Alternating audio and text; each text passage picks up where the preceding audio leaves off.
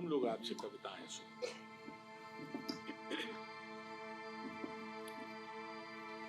नमस्ते बरेली।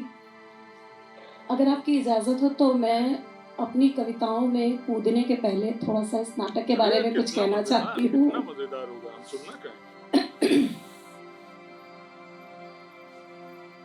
साथियों, जादू के करतब में सच्चाई होती हो या ना होती हो, लेकिन सच्चाई में एक तरह का जादू ज़रूर होता है और वह बहुत ही मारक जादू होता है। यह हम सभी ने बस थोड़ी ही देर पहले अभी महसूस किया। इतनी मार्मिक और गंभीर प्रस्तुति के बाद कविता पढ़ने के लिए आना एक बहुत ही साहसिक काम है। तो कविताएं पढ़ूं इसके पहले मैं नाटक पर दो एक बातें कहना चाहती हूँ, क्योंकि इस प्रस्तुति का सहारा लिए बिना कविताएं पढ़ना भी आत्मघाती हो सकता है, जैसे कविता लिखना आत्मघाती होता ही है। लिखने वाले लोग जब बोलने पर आते हैं तो कई बार वो बहुत अनियंत्रित हो जाते हैं, आबाद हो जाते हैं। तो यह हमारी लेखनी ही है जो हमें थोड़ा सा सीमा में बांध लेती है, थोड़ी सी दिशा दे देती है। तो अभी जब आप सभी लोग चाय पी रहे थे तो मैंने इस नाटक पर थोड़े से नोट्स बना लिए हैं, तो वो मैं आपके सामने पढ़ देती हूँ। भटकूं ना इसलिए नोट्स बना लिए हैं। थोड़ा बहुत इस कहानी से पहले से भी परिचित हूँ और आज नाटक देखने के बाद एक अलग ही स्तर पर, एक अलग ही आयाम पर जाकर जुड़ाव महसूस हुआ। इस नाटक को देखते हुए अगर आपको Morton children, Christopher Nolan, Muktibodh या आनंद गांधी की रचनात्मकता की गूंज सुनाई पड़ती हो तो बहुत हैरानी की बात नहीं। बावजूद अनेक गूंजों के यह प्रस्तुति अपनी मौलिकता की आभा नहीं खोती।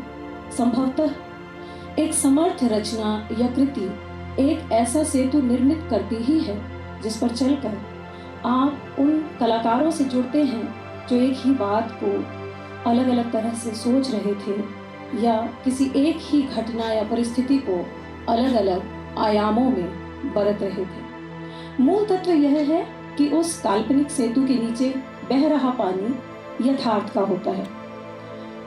जब भी मैं किसी सुंदर कृति को पढ़ती या देखती हूँ तो ऐसा लगता है जैसे यथार्थ कई बार बहुत वायवीय होता है और शायद कल्पना ही उसे कुछ ठोस रूप दे सकती है। मेरी नज़र में यही वह जगह है जहाँ हम कलाओं के बल को देख और महसूस कर पाते हैं। रंग विनायक टीम ने अपने कलात्मक बल को पूरे वैभव के साथ हमारे सामने प्रस्तुत किया।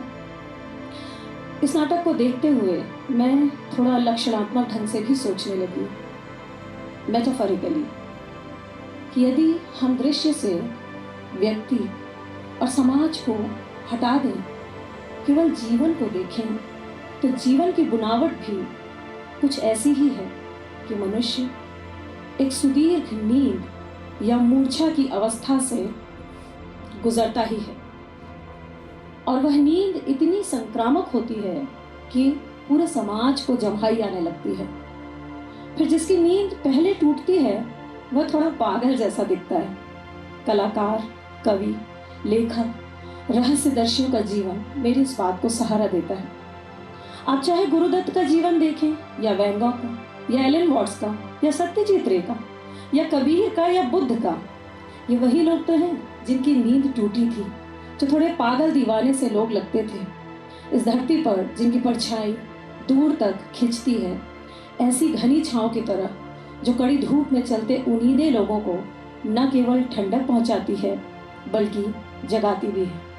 और जो जागा हुआ है, जाग गया है, तमाम सोए हुए लोग उसके विरोध में खड़े हो ही जाते हैं। फिर जब हम अभिधा में एक सचमुच की लंबी नींद को देखते हैं, एक बीमारी की तरह देखते हैं, तब वह और भी विचित्र और रहस्यमय सा जान पड़ता है। मनुष्य मन की, उसकी मूर्छा की, अन्वेषण की इच्छा शक्ति की और साहस की इतनी परतें हैं कि अनंत काल तक इस पर कथाएं कही जा सकती हैं। इनसे प्रभावित हुआ जा सकता है, प्रेरित हुआ जा सकता है और सबसे ज़रूरी बात, जागा जा सकता है। जाग चाहे अभिधा में हो या कि लक्षणा में हो, महज एक प्रक्रिया नहीं बल्कि एक महान घटना है जो मनुष्यता को गुदगुदाती नहीं, सहलाती नहीं, बल्कि सचमुच आंखें ही खोलती है। तो इस नाटक को प्रस्तुत करने वाली टीम को मैं बहुत बधाई के साथ अग्रिम मंचनों के लिए शुभकामनाएं देती हूँ। यह प्रस्तुति मनुष्यों की बौद्धिकता ही नहीं वरन बुद्धिमत्ता के भी अनेक आयाम खोलती है। विलियम, तुम कहाँ हो? मैं तुम्हें बहुत अच्छे से पहचानती हूँ क्योंकि मेरे अंदर भी एक विलियम रहता है। डॉक्टर, तुम कहाँ हो? मैं तुम्हें बहुत अच्छे से पहचानती हूँ क्योंकि मेरे अंदर भी एक डॉक्टर रहता है। जिंदाबाद।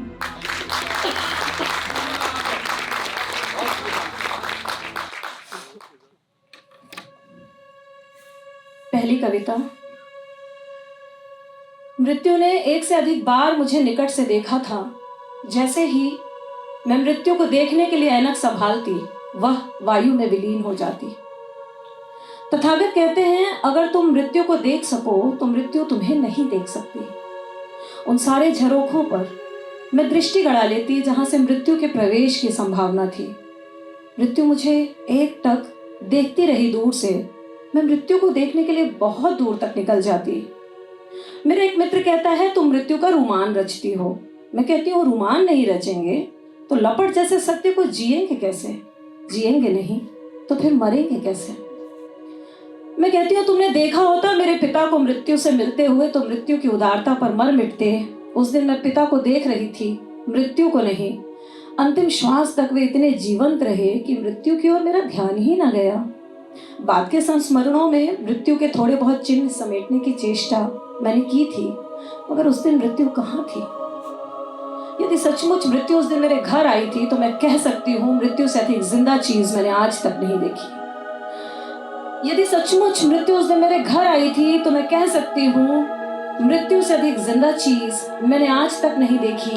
इतनी धड़कती हुई, इतनी अप्रत्याशित और यकायक, इतनी तिलिस्मी और तरल, इतनी सुगम और सरल।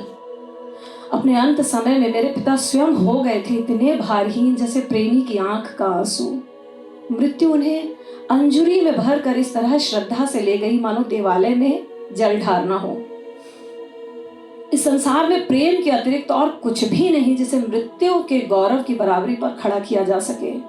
प्रेम की ही भांति मृत्यु भी सारी धारणाओं को ध्वस्त कर देती है। मेरे पास मृत्यु विषय इतनी कविताएं इकट्ठी हो गई हैं कि 2 संकलन छप जाए, पर इससे भला क्या हो जाता है? मृत्यु की आहटों को एकत्र कर लेने से जीवन का मार्ग नहीं खुल जाता। मनुष्यों को जीने के लिए मान्यताएं चाहिए, जीवन नहीं। मरने के लिए कारण चाहिए, सीधे सीधे मृत्यु नहीं। मृत्यु से मिलना चाहती थी मैं इस तरह जैसे नदी से मिलता है चांद, डूबता हुआ पर अटूट। जैसे नींद में जाता है कोई शिशु, निश्चिंत, सुरक्षित व समय की सीमाओं से मुक्त। जैसे प्रेमी से एकांत में मिलती है स्त्री, जान हथेली पर रखकर मुस्कुराती हुई और पूरी। जैसे घाटियों में आता है अंधा मोड़ और खोल देता है आंखें। केवल एक सांस की दूरी पर रहती है मृत्यु। केवल एक सांस की दूरी पर रहती है मृत्यु। कभी कभी यह दूरी पाटने में बीत जाती है एक उम्र। मृत्यु से मिलना चाहती थी मैं इस तरह जैसे खेल के मैदान में उतरता है खिलाड़ी, चौकस और बेपरवाह। समीक्षकों की राय हो सकती है कि यह महज एक दार्शनिक मितली है, जैसा कि एक आध बार मैंने सुना भी। पाठकों का अनुमान होगा कि यह कविता है मृत्यु की। प्रेमी ही जान सकते हैं कि सीमांतों पर नहीं, मृत्यु के बीचों बीच मिलती है मृत्यु, केवल उससे जो मर चुका हो।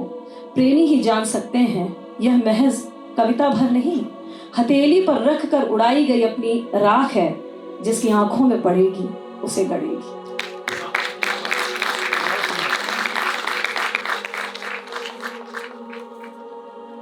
अगली कविता। जुगनू, झिंगुर, चोर, व्यापारी, कवि और प्रेमी पर अलग अलग ढंग से उतरती है रात। कवि, पाठक, आलोचक और प्रेमी को अलग अलग ढंग से मिलती है कविता। किसान, स्त्री, बच्चे, पपीहे, संगीतकार और प्रेमी को अलग अलग ढंग से बरतती है बारिशें। एक ही शहर में अलग अलग ढंग से पहुंचती हैं ट्रेनें। मैंने देखा है मृत्यु के कुछ समय पूर्व नास्तिकों को आस्तिक और आस्तिकों को नास्तिक में बदलते नायक, सैनिक, ध्यानी, प्रेमी और रानी चीटी पर अलग अलग ढंग से आती है मृत्यु। जितने रंग धरती के चप्पे चप्पे पर बिखरे पड़े हैं उसे 2 गुने, 4 गुने, 100 गुने मन के कैनवस पर। जिसे कूची पकड़ने का सलीका नहीं आता, कोई नजूमी उसे शनि और मंगल के खेलों में उलझा जाता है। सारंगी की जो तान कलावंतों पर फूलों की तरह झरती है, वही किसी प्रेमी के कलेजे को काट कर 2 टुकड़े भी कर सकती है। कभी ये नहीं कहती, कह नहीं सकती तुम मुझ जैसे हो जाओ, हो नहीं सकते। तुम कैसे सोच लेते हो मुझे तुम्हारी तरह होना चाहिए, तुम्हारी तरह हंसना चाहिए, तुम्हारी तरह बोलना चाहिए, तुम्हारी तरह रोना चाहिए, तुम्हारी तरह होना चाहिए। एक ही आकाश से जन्मे ग्रह, उपग्रह, नक्षत्र, उल्का, सितारे, कोहरा, पानी और लोक कथाएं एक से ही सब बने, तब भी Einstein, Hawking, Van Gogh, Mozart, Kumar Gandharva और गालिब के सिर पर अलग अलग ढंग से खड़ा है यह अंतहीन आकाश। Einstein, Hawking, Van Gogh, Mozart, Kumar Gandharva और गालिब के सिर पर अलग अलग ढंग से खड़ा है यह अंतहीन आकाश कैस के पांव तले पड़ा। अगली कविता। नीम का पेड़ नहीं जानता कि नीम है उसका नाम, न पीपल के पेड़ को पता है कि वह पीपल है। नीम का पेड़ नहीं जानता कि नीम है उसका नाम, न पीपल के पेड़ को पता है कि वह पीपल है। यह तो आदमी है जो जानता है कि उसका नाम बांके बिहारी दुबे है और उसके पड़ोसी का शेख रहीम। आदमी अपने नाम के गौरव के बारे में जानता है और भी बहुत कुछ जानता है। वह नामों की उत्पत्ति और नीति वचनों के बारे में, इतिहास और न्याय के बारे में, तत्व मीमांसा और वेदांत के बारे में, रामायण, हदीस और कुरान के बारे में, रहीम की दूसरी जोरू और तीसरी संतान के बारे में। पर आदमी यह नहीं जानता कि रहीम के बारे में जानना और रहीम को जानना 2 अलग बातें हैं। पर आदमी यह नहीं जानता कि रहीम को जानना और रहीम के बारे में जानना 2 अलग बातें हैं। आदमी यह भी नहीं जानता कि अतिरिक्त जानना एक तरह की अश्लीलता है। आदमी केवल पेड़ों के नाम जानता है, पेड़ों को नहीं।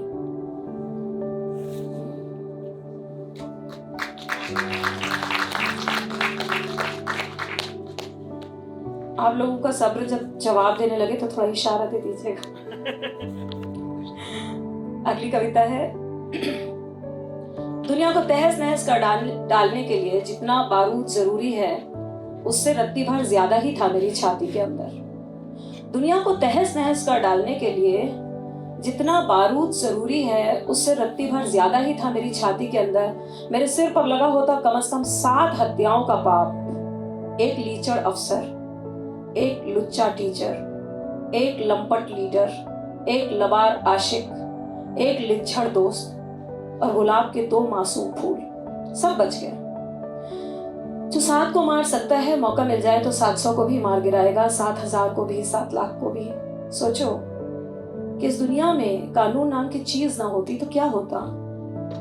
सोचो कि इस दुनिया में कानून नाम की चीज ना होती तो क्या होता। और फिर यह भी सोचो कि कानून होने के बाद भी भला क्या होता है।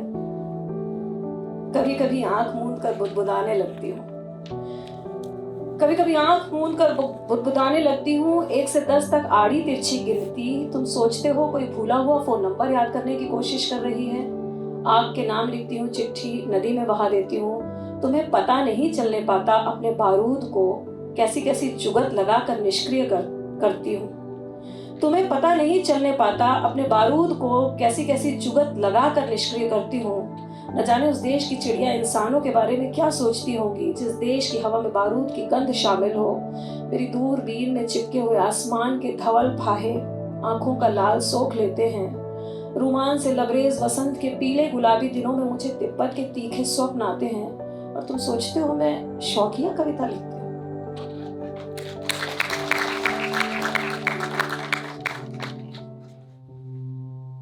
अगली कविता। जनता सुनती है जिसे नेता बना। जनता सुनती है जिसे नेता बना, नहीं सुनती जिसकी तानाशाह हो गया। समाज सुनता है जिसे सरपंच बना, नहीं सुनता जिसको कवि हो गया। कविता सुनाता है जो साहित्यकार बना, जिसे सुनती है कविता प्रेमी हो गया।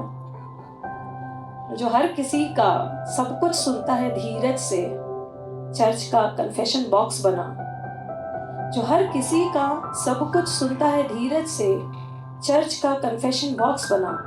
किसी माई के लाल की जो कुछ नहीं सुनता, साला ईश्वर हो गया।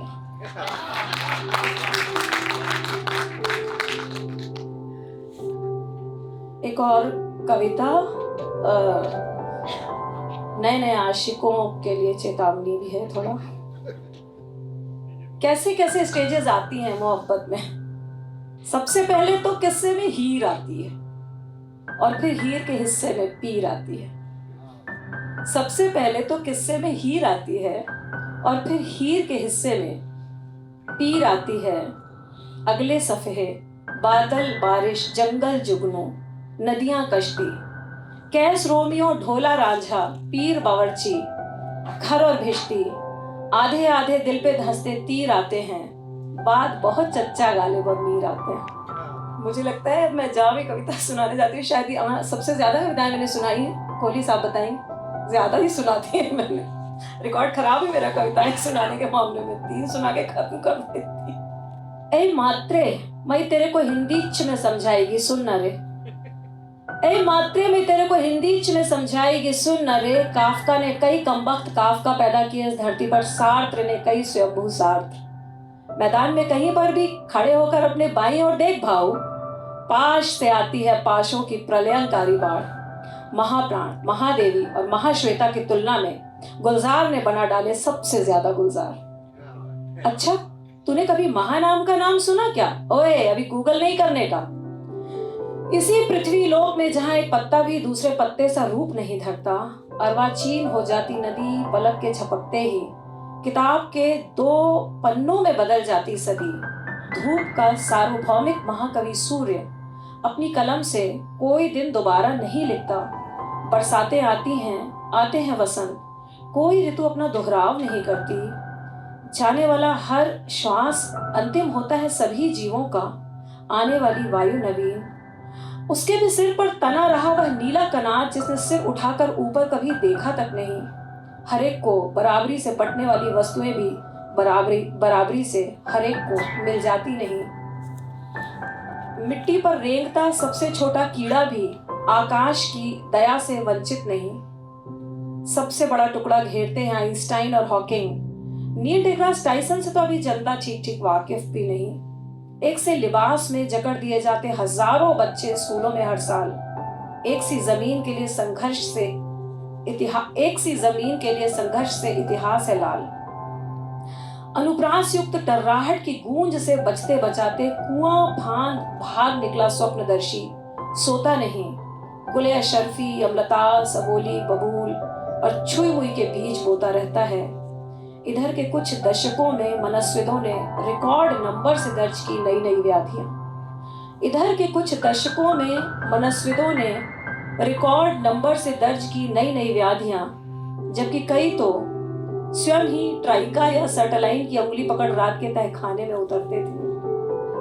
दुनिया बोरीवली का प्लेटफॉर्म है रे मात्रे, पुल पर चढ़कर देखना, यहाँ सब बरोबर है।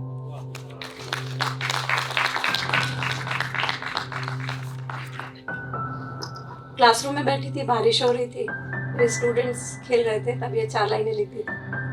दुनिया भर के महान शिक्षकों के पढ़ाए विद्यार्थी साइंटिस्ट, डॉक्टर, इंजीनियर, कलेक्टर, नेता, अभिनेता और न जाने क्या क्या बन रहे हैं। मेरे विद्यार्थी बरसते पानी में फुटबॉल खेल रहे हैं और उन्हें फिलहाल कुछ बनने का रोग नहीं, मुझे भी अच्छा शिक्षक बनने का कोई रोग नहीं।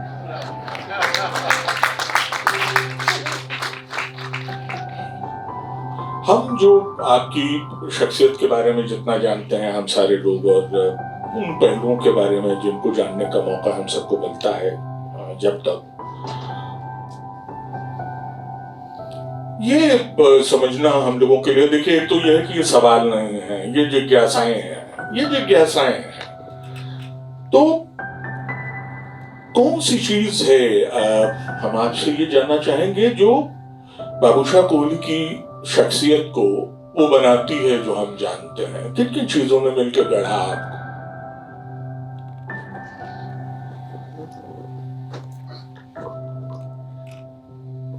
मुझे लगता है मुझे मिटने की ताकत ने गढ़ा है। एक कवि के तौर पर या एक साहित्यकार के तौर पर वो चीजें बहुत सामान्य, वो चीजें असाधारण और असामान्य हैं, लेकिन लोगों में कॉमन होती हैं जो लिख रहे हैं। वही निर्मल वर्मा हमें बनाते हैं, हम सबको बनाते हैं, वही यज्ञ हम सबको बनाते हैं, वही संस्कृति के 4 अध्याय हम सबको बनाते हैं। लेकिन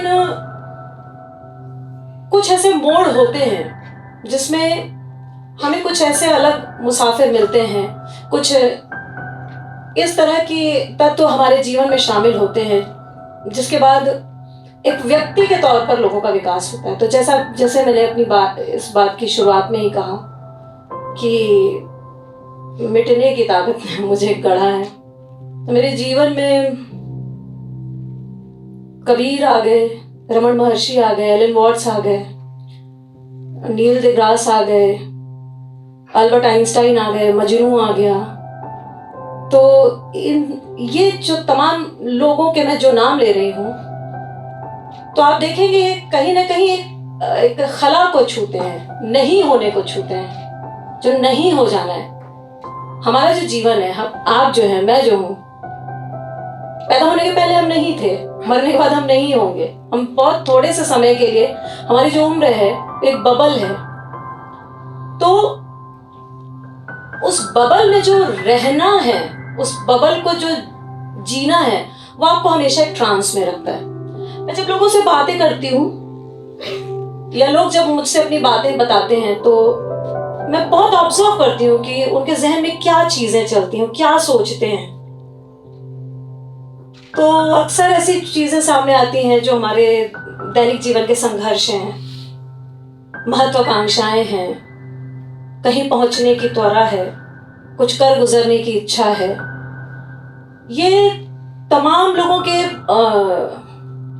जीवन को चलायमान रखने वाली बातें हैं। इन सब चीजों में मैं थोड़ी विचित्र हूं। जैसे अगर मुझसे कोई पूछे कि मैं दिन भर क्या सोचती रहती हूँ, या मेरे जहन में वो क्या चीजें हैं जो दिन भर चलती रहती हैं। मैं जब कार ड्राइव करती हूँ ना, तो मुझे ऐसा लगता है कि ये एक एंडलेस स्पेस है, अंतहीन आकाश, उसमें कहीं एक छोटी सी कण के बराबर हमारी पृथ्वी घूम रही है, चल रही है, और उसी में कहीं मेरी कार भी चल रही है। तो वो जो एक स्टेट है जो आपको हमेशा एक स्पेस में रखती है, एक ट्रांस में रखती है, तो मुझे होश ही नहीं आती चीजें जो लोगों के जीवन में चलती हैं। बहुत कभी कभी एक झटका लगता है, जैसे इनकम टैक्स का फॉर्म भरना हुआ तो झटका, अच्छा हम जमीन में भी है, या मेमो मिल गया एक बार स्कूल में तो झटका लगा, अच्छा हाँ हम जमीन में भी हैं। थोड़ा दुखी हो गए, फिर लगा नहीं हम तो कभी, हमको मेमो नहीं मिलेगा तो किसको मिलेगा। तो वो ट्रांस से मैं लौटती हूँ, पर वो इतना क्षणिक होता है, मैं वापस उसी जगह में चली जाती हूँ। तो इसको बनाना कहें या मिटाना कहें, ये आप लोगों को समझना होगा। चूंकि आपकी दिलचस्पियां अलग अलग हैं और आर्ट के और डिसिप्लिन में भी हैं, और पहचानते हम बाबूशाह कोहली को कवि के तौर पर ही हैं, तो ऐसा क्या है, मतलब वो जो फिल्में आप बनाती हैं या बनाई हैं आपने, वो भी अभिव्यक्ति का जरिया है। वो नृत्य जिसमें आपने अपने को ट्रेन किया, वो भी अभिव्यक्ति का जरिया है। और मान लीजिए प्रोफेशनल आप शिक्षक हैं, आप बच्चों को गढ़ रही होती हैं, बना रही होती हैं, तो क्यों ऐसा है कि आपका कवि ज़्यादा डोमिनेट किया उसने, या मतलब कविता आपको ज़्यादा ज़्यादा रुचि अपनी अभिव्यक्ति के लिए माध्यम के तौर पर? मेरी पूरी जिंदगी इत्तेफाकों का एक कोलाज है। मैंने कभी कुछ नहीं बनना चाहा। मेरे सामने जो लोग आए वो दर्पण की तरह थे। उन्होंने मुझे बताया, बाबूशाह तुम कवि हो, तुम शिक्षक हो, तुम नृत्यांगना हो, तुम मनुष्य हो, तुम में असुरी शक्तियाँ हैं, या तुम दुष्ट हो या तुम भली हो। मैंने कभी भी कुछ बनने के लिए कोशिशें नहीं की। फिल्में ऐसे बन गई कि अगर आप वो उन फिल्मों को देखते, कविता ही है, कविता जैसी ही है वो। 10-10 मिनट की फिल्में हैं, 1 साल तक हमने बनाया उनको। तो उसको बहुत समय तक मैंने YouTube में नहीं डाला, और मेरे कुछ मित्र मुझसे नाराज़ भी हो गए कि तुमको YouTube में डालना नहीं है, कहीं दिखाना नहीं है, तो तुमने बनाया ही क्यों है। और मुझे बनाते बनाते मज़ा आ गया, मैंने बना लिया। मुझे मज़ा आना चाहिए ना, मुझे अच्छा लगा। तो ये जो मीडियम है, अभी जो नए मीडियम्स आ गए हैं, उनका मैं असर देख रही थी, तो मुझे लगा ये चीज़ ऐसी हो सकती है जिसमें हम लोग थोड़ा काम कर सकते हैं। तो सोच ही रही थी उस बारे में। एक सुबह सोकर उठी, मेरे साथ एक अलादीन का जिन्न रहता है जो सामने बैठा हुआ है। तो मैंने कहा मुझे फिल्म बनानी है। तो पहले उनको लगा कि ऐसी मजाक कर रही है। तो थोड़ी देर, आने वाले 1-1.5 घंटे के अंदर मेरी पूरी जो दोस्तों की टीम है, जो मैंने कुछ कहा नहीं कि बिल्कुल वो आस्तीन आस्तीन मोड़ कर एकदम तैयार हो जाते, हाँ चलो कहा यलगार हो। तो मेरी एक दोस्त आ गई, और एक छोटा सा साइबर शॉट जैसा होता था ना पहले, इतना सा कैमरा। तो हमें ये भी नहीं मालूम था कि फिल्म कैसे बनाई जाती है, उसके लिए कौन से कैमरे लगते हैं, क्या करना होता है। हमें तो बस फिल्म बनानी थी। तो वो आ गई, और हम दोनों साइबर शॉट लेकर बेड़ा घाट और जबलपुर में जो तमाम खूबसूरत जगह वहाँ जाने के लिए तैयार हो गए। तब मेरे हमसफ़र को लगा कि ये गंभीर है और इसके लिए कुछ करना होगा। तो फिर उन्होंने हमारी पूरी थीम सुनी, और मैं सिनेमेटोग्राफर और तमाम तरह की जितनी तकनीकी चीज़ें होती हैं, जो मैं फिर से बोलने लगी हूँ क्या क्या स्टेप्स आए थे, क्योंकि मुझे तो सिर्फ एक बता देना था कि मुझे ये, मेरे दिमाग में चल रही है चीज़ और मुझे इसको देखना है स्क्रीन में। तो उन्होंने तमाम तरह की व्यवस्था मेरे लिए कर दी। 1 साल में हमने 2 फिल्में बनाई। एक मैंने यूट्यूब में बहुत दोस्तों के कहने पर अपलोड कर दी है, बट दूसरी मेरे दिल के इतने करीब है और उसमें बहुत सुंदर सुंदर दृश्य है, तो मुझे वो यूट्यूब में डालते नहीं बनाओ। एक क्लिक में जजमेंट होता है वहाँ पर, और मुझे जितने धीरज और आराम से मैंने बनाई, तो मुझे लगा कि वैसे लोग अगर कभी दिखेंगे, मिलेंगे, जो उतने धीरज से देख सकेंगे, तो मैं दिखाऊंगी वो फिल्में। लेकिन मैं ऐसी आलसी रही कि बहुत ज़्यादा दिखा भी नहीं पाई। 2-3 जगहों पर ही दिखा पाई जहाँ पर लोगों ने बुलाया, और उतना उस फिल्म पर जितनी बात होनी चाहिए थी वो मैं उतनी नहीं कर पाई। दूसरी व्यस्तताएं भी रही, और फिर वैसा जैसा टेम्परामेंट उस समय बन गया था वैसा नहीं बन सका। तो 2 ही फिल्मों तक मैं सीमित रह गई। नाच में मुझे मज़ा आता है, थोड़ा मैंने खुद से करती थी, थोड़ा सीखा भी। कॉलेज में जब भी परफॉर्म करती थी, सोशल गैदरिंग होती थी, तो हमेशा वंस मोर किया जाता था। फिर कुछ समय में मुझे स्टेज बहुत छोटा लगने लगा। स्टेज में तो मैं नहीं, मुझे थोड़ा बड़ी जगह चाहिए, बड़ी जगह मतलब जंगल चाहिए। तो वो हमें प्लेटफॉर्म जुकरबर्ग ने दिया, तो उसके माध्यम से हम आए, और फिर ब्लॉग्स वगैरह में, फिर इसी तरह धीरे धीरे कविताएं फैलने लगी। तो वो पक्ष बहुत दिखने लगा। लेकिन उतना मैं शायद कविता जितना लिखती हूँ उससे ज़्यादा नाच में रहती हूँ, और जितना नाच में रहती हूँ उससे ज़्यादा शायद टीचिंग में रहती हूँ। तो सारी चीज़ें आपस में जुड़ी हुई हैं। ये जो इंग्लिश नवलेखन पुरस्कार था, ये संग्रह के पहले मिला था आपको? पहले संग्रह पर मिला था। पहले वो भी इतना बड़ा इत्तेफाक है। ये कहानी आज तक मैंने कभी पब्लिकली ओपन नहीं की है। कह दीजिए। मैं कविताएं लिख रही थी, और सभी पत्र पत्रिकाओं में प्रकाशित होना शुरू हो चुकी थी। तो एक मित्र ने खबर दी थी कि वो ज्ञानपीठ का नवलेखन एक पुरस्कार होता है, उसके लिए तुम ये फॉर्म भरो। तो मैं, अरे फॉर्म कौन भरता है भाई कविताओं के लिए, इतना सब तो ड्रामा नहीं हो पाएगा। तो फिर इस आदमी को खबर लग गई। तो इन्होंने कहा ये भरेंगे। तो मैंने कहा ये सब नहीं करेंगे यार, ये कविताएं लिखना है, कविता लिखते ही व्यक्ति पुरस्कृत हो जाता है, हमको ज़्यादा लोड नहीं लेना है चीज़ों का। तो इनको ये क्योंकि मुझे इतने सालों से जानते हैं और बहुत उनको मेरी एक नस पता है कि किन मामलों में बहुत उदासीन है, तो इन्होंने क्या किया कि मेरा ऑटम ब्रेक चल रहा था स्कूल का, तो इन्होंने एक कंप्यूटर ऑपरेटर को घर में बिठा दिया, और वो पूरे टाइम मेरी मैन्युस्क्रिप्ट तैयार करते रहता था और ये उसको कॉफ़ी देते थे, लंच देते थे कि कहीं भाग ना जाए। उसने मेरी मैन्युस्क्रिप्ट तैयार की और मुझसे बोलता था मैम मुझे कविताएं बता दीजिए, कर दीजिए कर दीजिए। तो मैं उसमें भी बहुत आलस करती थी। वो सारे समय में जब वो मेरी मैन्युस्क्रिप्ट तैयार कर रहा था तो मैं टीवी देख रही थी। तो मैन्युस्क्रिप्ट तैयार हो गई, इन्होंने पोस्ट की और फिर एक दिन पुरस्कार की घोषणा हो गई तो पता चला बाबूशाह कोहली को मिल गया। सब इत्तेफाक ही हैं, सारे इत्तेफाक है। मेरे बस के मुझे बस करना होता मैं कभी ना करती। पर अच्छा हुआ उस पुरस्कार से मेरे पास मैं और भी पढ़ने वालों तक पहुंची।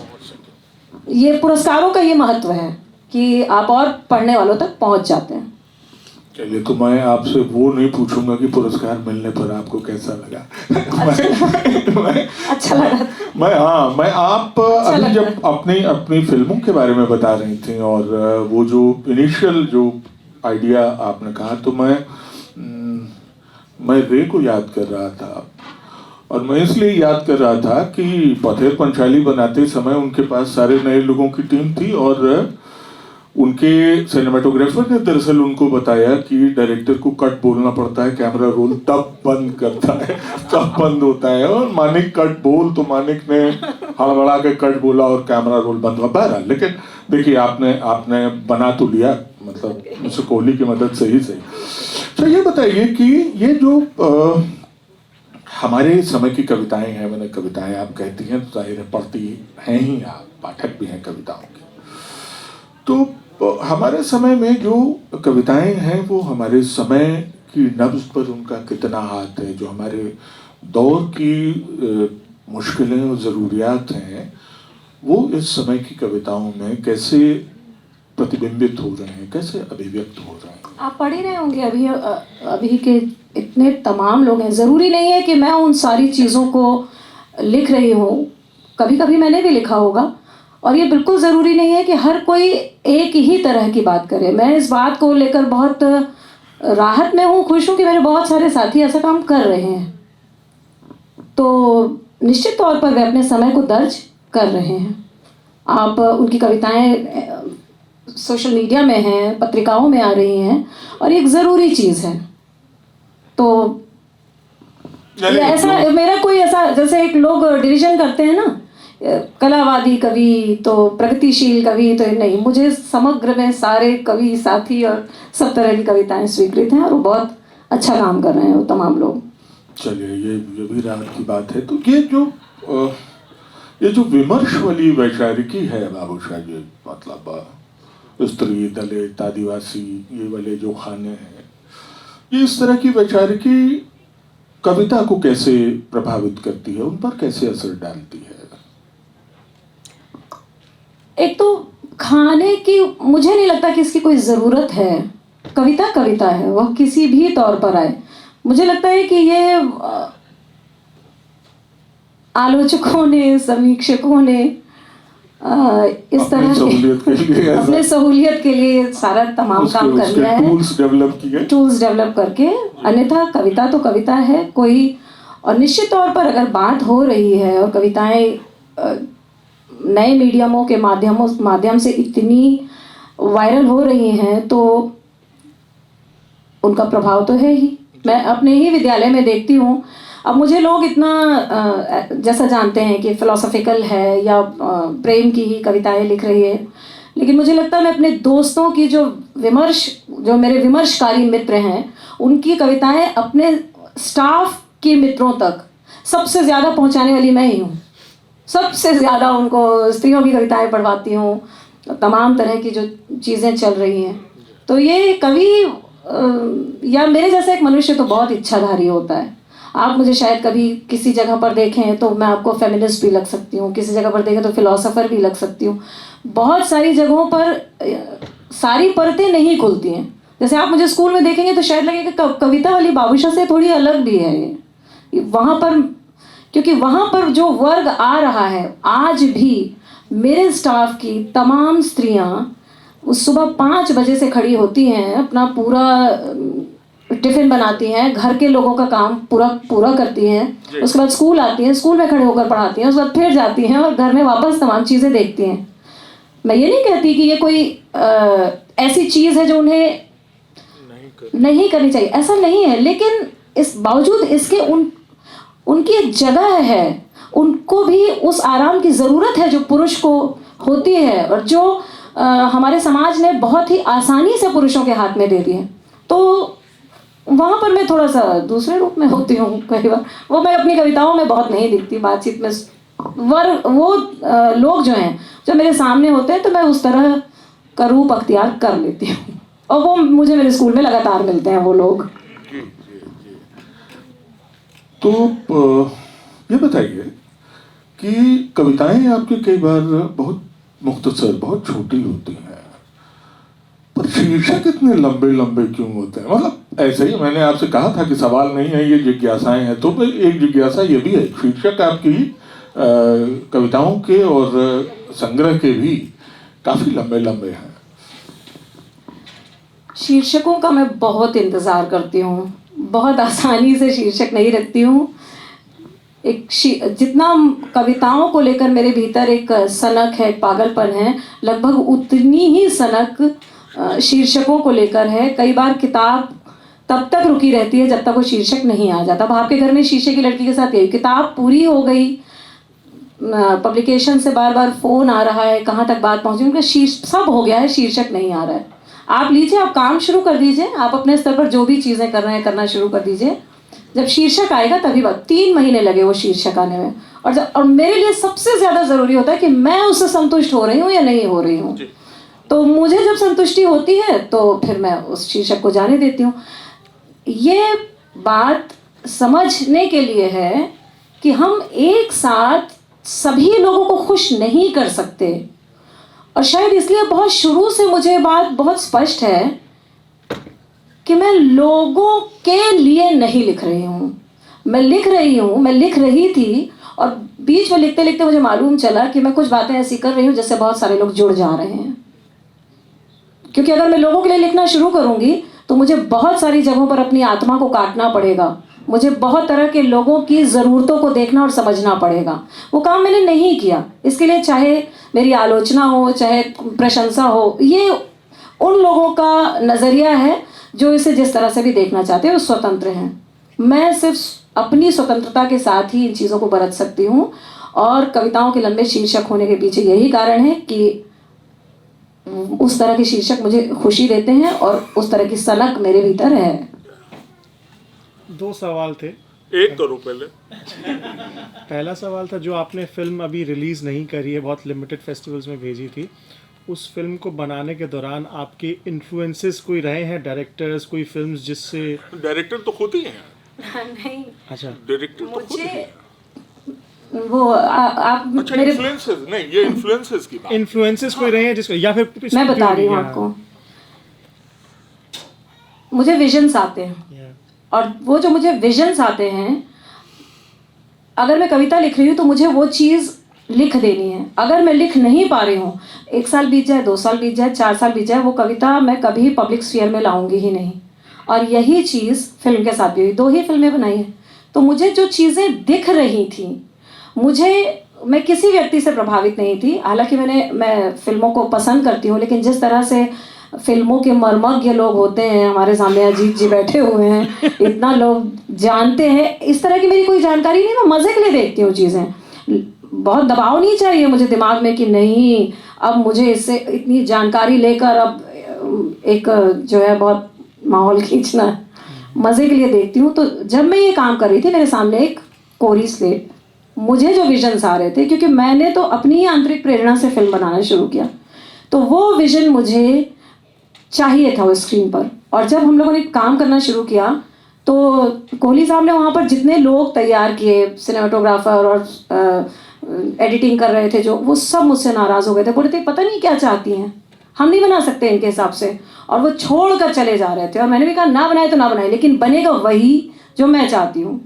और मुझे इससे, मैं ये नहीं कह रही हूँ कि वो कोई ऐसा मास्टरपीस बन गया, लेकिन वो बन गया जो मैं चाहती थी। और उसके लिए मैंने संघर्ष किया, लोगों का विरोध झेला। वो जो टीम खड़ी हो गई थी, जिनको हम पैसे दे रहे थे, वो तमाम लोग नाराज़ हो जा रहे थे। सिर्फ जो मेरे दोस्त थे मेरे साथ खड़े थे, और वो उन लोगों को जाकर समझाया करते थे कि देखो थोड़ा सा इनका गुस्सा सह लो और ये जो कह रही है मान जाओ, जो चीज़ बनी है अच्छी बनेगी।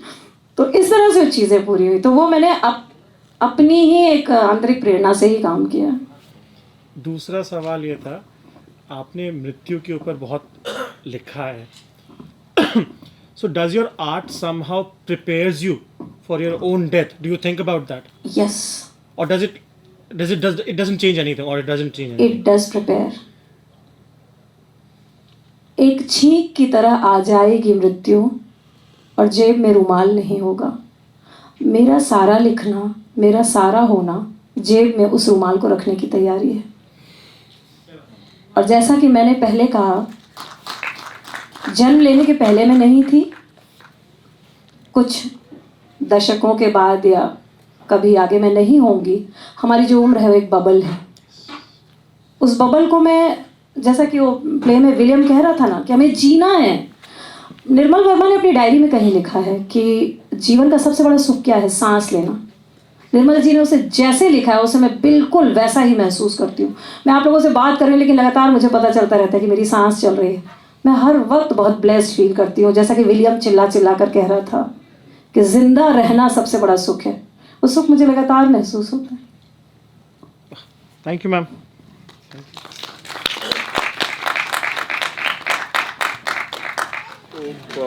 आप सबका बहुत शुक्रिया। आप सब आप बहुत सबका सब वाकई बहुत धन्यवाद और आपका भी।